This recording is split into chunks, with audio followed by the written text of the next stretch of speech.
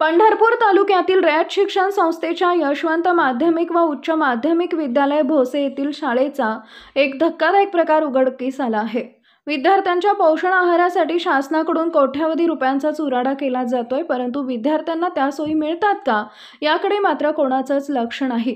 पंढरपूर तालुक्यातील भोसे येथील यशवंत माध्यमिक व उच्च माध्यमिक विद्यालय ही रयत शिक्षण संस्थेची शाळा असून या शाळेत विद्यार्थ्यांना मिळणारा पोषण आहार जमिनीत गाडून त्याची विल्हेवाट लावण्यात आल्याचा धक्कादायक प्रकार उघडकीस आलाय। विद्यार्थ्यांचा पोषण आहार जमिनीत गाडल्याचं खुद्द शाळा प्रशासनानंही मान्य केलंय। स्वतः सोलापूरचे शिक्षणाधिकारी जगताप यांनीच ही माहिती दिली। त्यांनी शाळेची पाहणी करत शाळेचे पोषण आहार संबंधित सर्व दप्तर ताब्यात घेत कारवाई करणार असल्याचं सांगितलंय। परंतु पोषण आहार पुरलेल्या ठिकाणचा पंचनामा न करताच फक्त कारवाईचं पोकळ आश्वासन देऊन वेळ मारून नेली। पंढरपूर गट शिक्षणाधिकारी व प्रकल्प अधिकारी यांच्याकडून कोणतीही कारवाई करण्यात आली नाही। स्थानिक शाळा व्यवस्थापकांकडून या गैरप्रकारावर पांघरून घालण्याचा प्रयत्न होतोय, त्यामुळे शालेय पोषण आहारात मोठा भ्रष्टाचार होत असल्याचं देखील बोललं जात आहे। यशवंत विद्यालयातील विद्यार्थ्यांकडून पालकांकडून तक्रार केली जात असून शिक्षणाधिकारी जगताप यांनी उडवाउडवीची उत्तर देत काढता पाय घेतला। कर्मवीर भाऊराव पाटील यांनी उपेक्षित वंचित कुटुंबातील विद्यार्थ्यांना शिक्षणाची दारं खुली करत रयत शिक्षण संस्थेची स्थापना केली, परंतु त्याच शिक्षण संस्थेतील विद्यार्थ्यांचा पोषण आहार जमिनीत गाडून टाकण्याचा दुर्दैवी प्रकार उघडकीस आल्यानं पालक वर्गात संतापाची लाट उसळली आहे। भोसे येथील यशवंत विद्यालयातील शिक्षकांकडून विद्यार्थ्यांचा 25 पोती शालेय पोषण आहार जमिनीत गाडून नष्ट केलाय। शिक्षणाधिकारी जगताप यांनी पुरलेल्या पोषण आहाराच्या जागेचा पंचनामा न करता फक्त कागद रंगवण्याचं नाटक केलंय। त्यामुळे शाळेबरोबर शिक्षणाधिकारी जगताप यांच्यावरही कारवाई करण्याची मागणी पालकांनी केली आहे। याबाबत पालक आणि शिक्षणाधिकारी जगताप यांचं मत जाणून घेतले असता त्यांनी काय सांगितलं।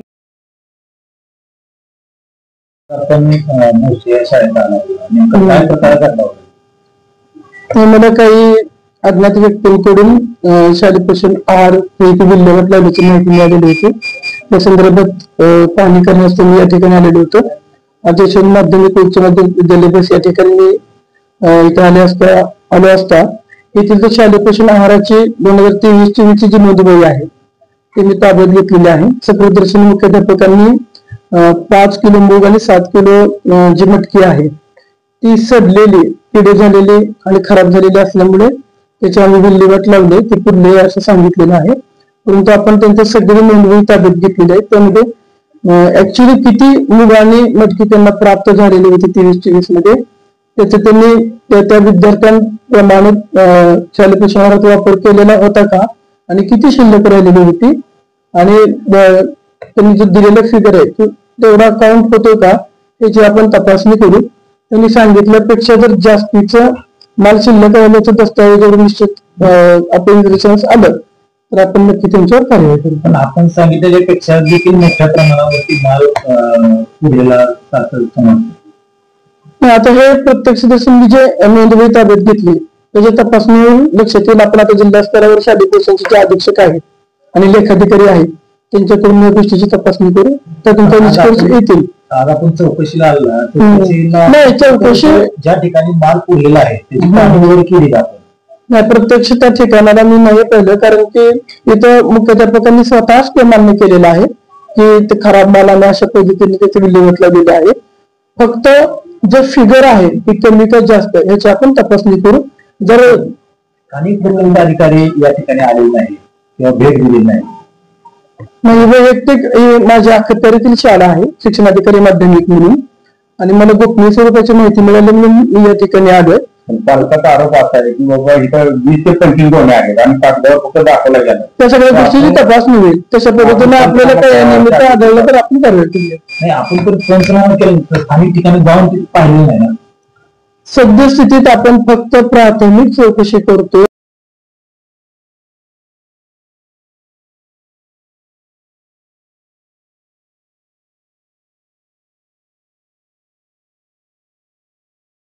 नमस्ते, मी कांचन कोरके पाटील भोसे या शाळेचा माजी विद्यार्थी आणि आज पालक या नात्यानं आज शाळेमध्ये एक भेट दिली।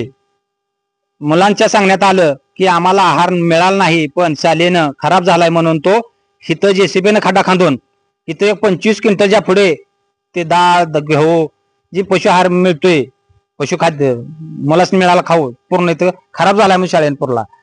त्याची 25 क्विंटलच्या पुढं आहे आणि त्याचं कागदोपत्री आणि कुणाची परवानगी न घेता हा मुलांचा खाद्य पुरला गेलेला आहे.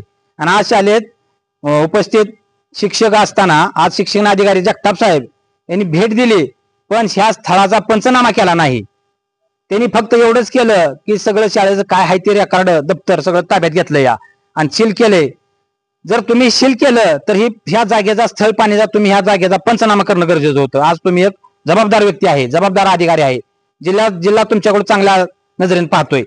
पण आज या शाळेला 3000 पट असताना काही ठिकाणी मुलांना अन्न मिळत नाही आणि ह्या ठिकाणी अन्न शिल्लक राहिलंच कसं.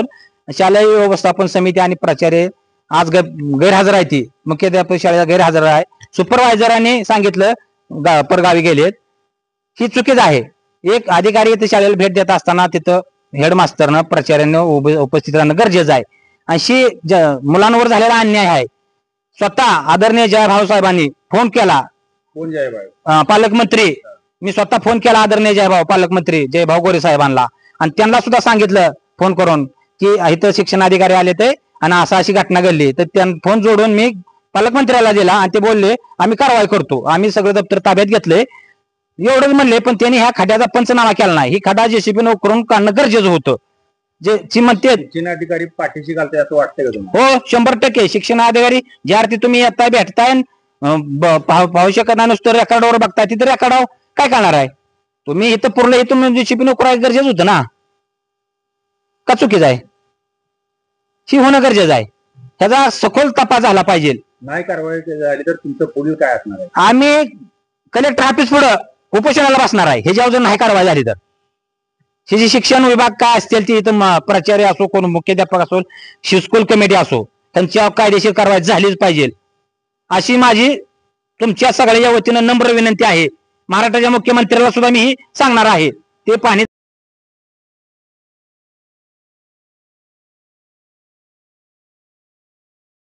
ताज्या घडामोडी जाणून घेण्यासाठी शिवशाही न्यूज यूट्यूब चॅनलला सबस्क्राईब करा. आपण हा व्हिडिओ फेसबुकवर पाहत असाल तर फेसबुक पेज फॉलो करा आणि शिवशाही न्यूज.com या आपल्या वेबसाईटलाही भेट द्या.